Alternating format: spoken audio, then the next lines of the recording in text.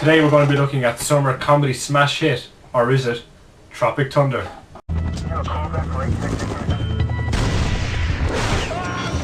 Something happening here.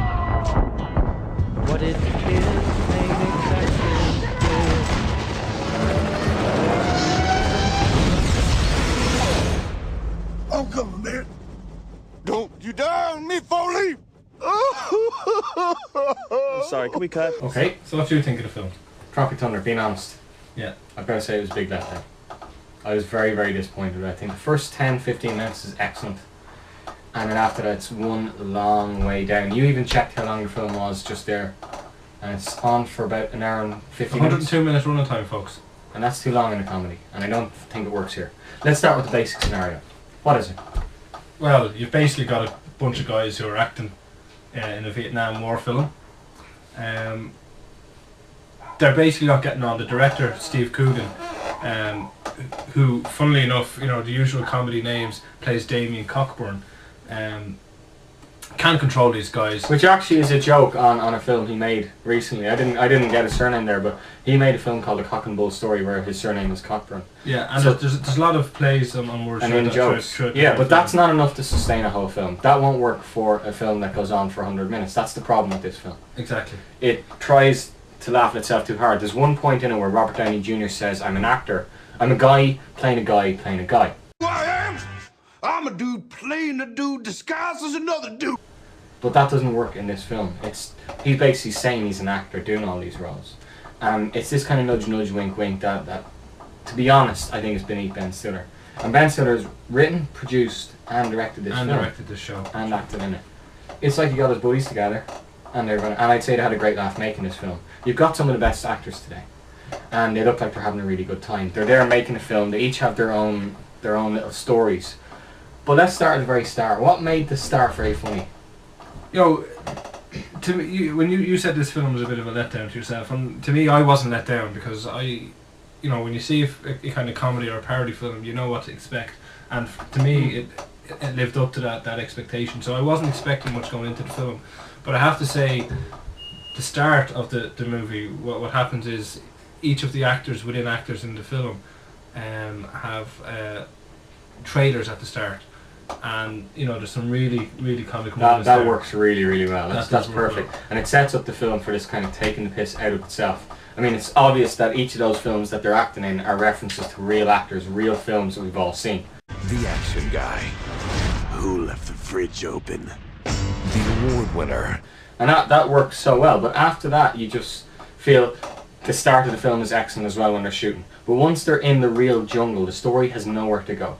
Yeah, for me, the film started off fantastic, but you go on this tiresome trek down for the last So you're agreeing with 40 me minutes. now? Absolutely, yeah. Right. There was one big thing that I have to say. Don't want to be speaking about it negatively the whole time. There's a lot of good in this film. Ben Stiller has got together a great group of actors. Oh, some huge names that The biggest I didn't comedians expect around. going into it. No, neither did I. But I think the guy who stole it from me, and I know a lot of people wouldn't agree with us, especially his reputation nowadays, but Tom Cruise is in this film. What was with Tom Cruise in this film? That's total shock to me. Going out, me being Yeah, a big movie fan, you know, I went into this film not knowing at all what it was about. I knew it was a comedy. I knew it was Ben Stiller. That was about it. And when Tom Cruise came up on that screen, Jesus Christ. Yeah, he looks like Tom Cruise, but you're not sure. It's a middle-aged, fat, bald guy. Exactly. And for Cruise to be moving away from this image that he's got of a handsome player kind the of action thing. man kind of thing has completely gone. Yeah, So you that know, works. it was great to see him get in there, and you know, I don't remember being in any comedy roles. No, not really. Yeah, and he did a good job in this. He did a fantastic job. But can you And he imagine does the take kind of away script from that himself. this is going to get? This is going to be Tom Cruise full of himself again without giving any of the film away. But for the last few minutes of the film, you just have him dancing, and I can see how that's going to be interpreted. Cruise wanting centre stage at the end of the film, but it's not that. It's taking the piss out of It's himself. completely and it taking the works. piss out of himself, and It works. it definitely does work. Okay, so tell me about the lows of the film. What is it that makes this film drag from 20 minutes into the end? Well, for me, you know, there's been so many comedies out there. You've got, you know, your scary movie franchise. You've got disaster movie, and it's just there's too many of them at the moment. And for me, it had echoes of, if you remember back to Three Amigos, you know, where these guys turn up thinking they're about to produce a film and end up in a real life situation with real life guns and threats to life. It was real. How you say it, yeah. You know, it was real Three Amigos, and it has been done before. There's lots of funny gags in the middle of it, but you know, 102 minutes running time does not do it for me. No. This summer, Want to make this movie right? We take those boys up there, put them in the trees. Shoot the whole thing guerrilla style. real fear in their eyes. Real emotion. Yes! Yes! The movie they think they're making Exterior, rainforest, dusk, cut to a frightening jungle. isn't a movie anymore. I'm not a midget. I think you're being unfair in the film, to be honest. When you say that we have had a spate of atrocious films that you and I have had to review lately. Disaster movie, date movie, the one that was a rip-off of 300, and the Scary Movie franchise. The first one is good, but after that you've got basically one-line jokes running for a whole film that they take the piss out of every film that has been released recently. What you've got with Ben Stiller's film, it's an old-time comedy. You get the lads together. It is essentially old school, to take another name of the great recent comedy of the 90s. And Ben Stiller is going back to basics. For you, the film reminds you of the Three Amigos. That is what Ben Stiller wanted to do. He wanted to go back to original, simple, laugh out loud, stupid jokes.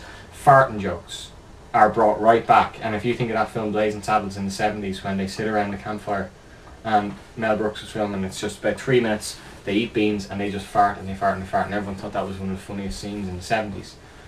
Ben Stiller takes that, and as he's making a joke out of it, you can see that he's relishing it, and this is a very much pastiche to the early kind of 70s comedies, and it is very much a reaction against these cheap laugh teen films. I think that is a defence of this film. It works on that level. If you go in there for a laugh, you will leave having had a good laugh.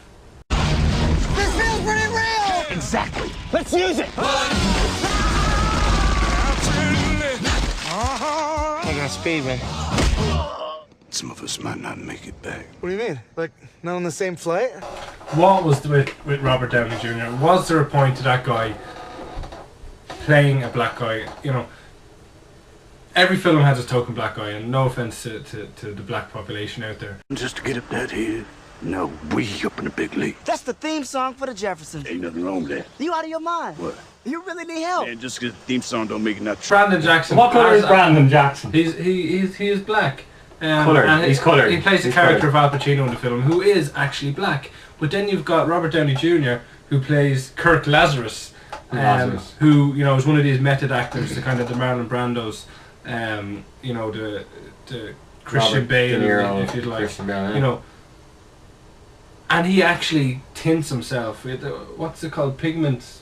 He has to He gets his skin medical- colour changed. He basically There's gets his nothing skin, wrong skin colour changed for Think of it, like he's still probably black. for the film, and that's how dedicated it was. And you know, that was kind of for me, it was a take on the token black guy in movies. Yeah, and it was a brave take on it. It was a brave take on it. And I don't believe you people. What do you mean, you people? What do you mean, you people? What really amazed me is Robert Downey pulls this off. This man, who can seem to pretty much act in any role he wants, seems to have said, right, I'm going to act like a black guy in a film. Give me the role, find me the film. He's got his film, and he does it, and he sounds perfect.